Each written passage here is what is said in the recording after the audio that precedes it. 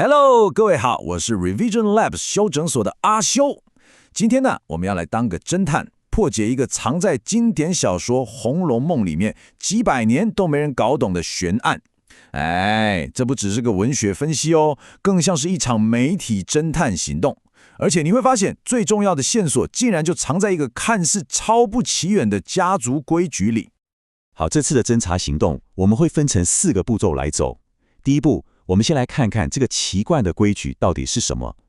再來，我們會一起找出破解這個謎團的關鍵鑰匙。接着呢，我們會沿着這條線索追下去，看看它在後來100多年的電影改編裡又變出了什麼新花樣。最精彩的是最後一步，你會發現這個幾百年前的謎裡，答案竟然就藏在我們每天的生活習慣裡頭。OK， 我們就直接切入案件的核心。第一部分來談談這個奇怪的規矩。我跟你說，這個規矩啊，在《紅樓夢》的研究圈裡面，可是困擾了一大票學者很久很久的一個大謎題。這個問題聽起來很簡單，但其實充滿了矛盾。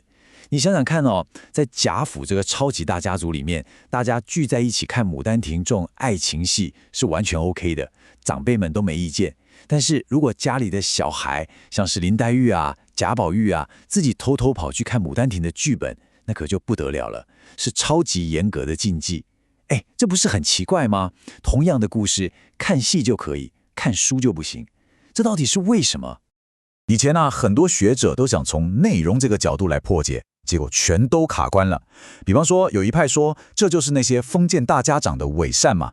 另一派又猜，可能是搬上舞台的版本有被刪改過，內容比較乾淨。但好玩的是，馬上又冒出第3種完全相反的說法，說舞台版其實更露骨，是演給大人看的。你看，這3種說法根本就自相矛盾，對吧？這就證明了一件事：如果我們一直糾結在故事內容，那根本找不到答案，這條路是死胡同。接下來，我們進入下一個關鍵點，這也是我們這一次分析的重大突破口。你想如果問題不在內容，那到底會在哪裡？答案其實很簡單，卻常常被忽略。問題從來就不是他們看了什麼，而是他們如何去看。真正的關鍵藏在媒體的形式本身。好，這裡就是我們整個案件的核心論點了。賈府那個奇怪的規矩啊，只要我們把視角轉一下，不要再管故事內容，而是開始去分析媒體的形式，還有它帶來的社交行為，你會發現，一切都通了。問題就出在媒介本身。我們來比較一下這2種行為，你馬上就懂了。首先是聽戲，你想想那個場景，一群人聚在一起，熱熱鬧鬧的，這是一個公開的集體的活動，聲音把大家凝聚起來，所有人的注意力都在同一個舞台上。這種活動會強化家族的團體感，所以對整個家族秩序來說威脅性很低。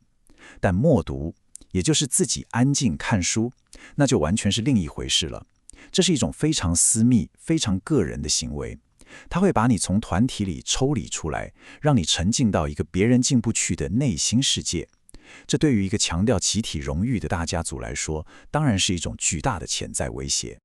而且小說裡有個細節超有趣，曹雪芹在寫林黛玉看劇本的時候，他用的字不是讀，而是重複用了4次的看，而且速度快得驚人。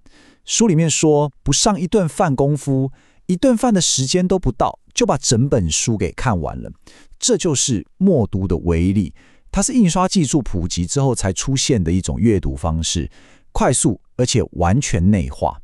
因為它不需要發出聲音，所以它有能力瓦解那個以聲音為中心的群體，把每個人都拉進自己的小世界。這才是賈府那些長輩們真正害怕的東西。這就引發了另一個更深層的思考，一個叫做私聽的概念。你想想看，當林黛玉默讀完劇本之後，她再去聽別人唱《牡丹亭》，那個感覺就完全不一樣了。她的聆聽體驗被徹底改變了。這就像什麼呢？就像你先看完了《魔戒》的原著小說，再去看電影，當你聽到那些台詞的時候，腦中會自動浮現書裡面更細膩的文字描寫。對黛玉來說也是一樣，她的耳朵好像開始能看見文字了。這樣一來，原本公開的聽戲就被她轉化成一種跟閱讀一樣私密、內化的個人體驗。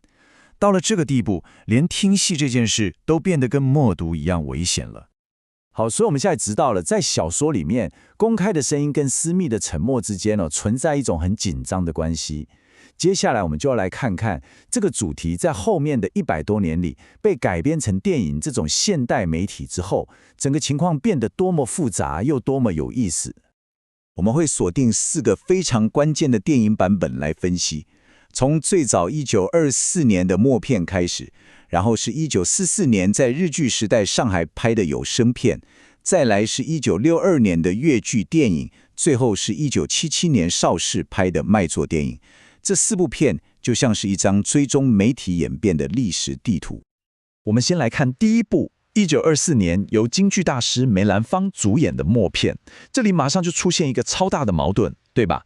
京劇是以聲音為靈魂的藝術，但默片卻是無聲的。所以問題來了，你要怎麼用一個無聲的媒體去呈現一個聲音的藝術？你看，這不就正好點回了我們剛剛講的《紅樓夢》裡面那個聲音與沉默的核心議題嗎？其實啊，就連梅蘭芳徒弟都意識到這個挑戰。他後來有說，他當時就是希望透過比較慢的動作，還有很豐富的臉部表情，來讓觀眾在心裡幻想出那些聽不見的唱腔跟音樂。這就證明了，即使在那個沒有聲音的默片時代，頂尖的創作者就已經在思考怎麼用影像來處理聲音跟沉默之間的關係了。時間快轉到1944年，有聲電影出現了。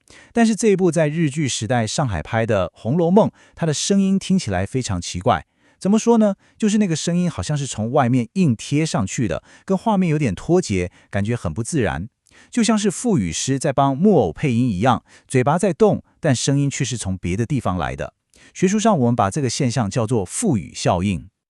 而這種抽離不協調的聲音，其實非常精準地反映了當時上海的政治現實。你想想看，那時候是日據時代，日本帝國在表面上喊着大東亞共榮圈這種團結的口號，但實際上呢，底下是深刻的壓迫跟分裂。